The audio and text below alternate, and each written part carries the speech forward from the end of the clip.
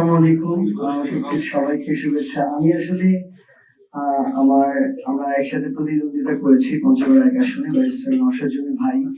আমি উনাকে অভিনন্দন এবং শুভেচ্ছা জানাতে এসেছি এবং আমি মনে করি আমার জায়গা থেকে যে আমাদের ওইটুকু মিউচুয়াল রেসপেক্ট এবং সৎ সাহস থাকা উচিত যে আমরা যার সাথে প্রতিদ্বন্দ্বিতা করেছি জনগণ যদি তাকে এক ভোটেও এগিয়ে রাখে তাকে ওইটুকু রেসপেক্ট আমাদেরও শো করা উচিত।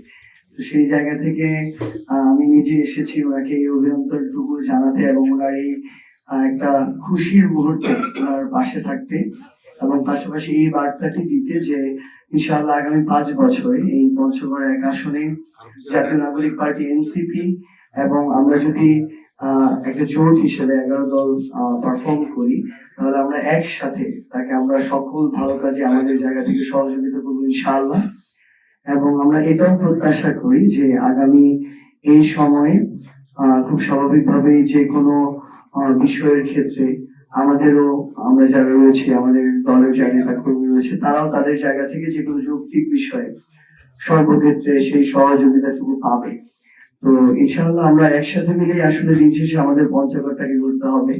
আমাদের এই পঞ্চগড় অনেক বেশি পিছিয়ে থাকা একটা জেলা।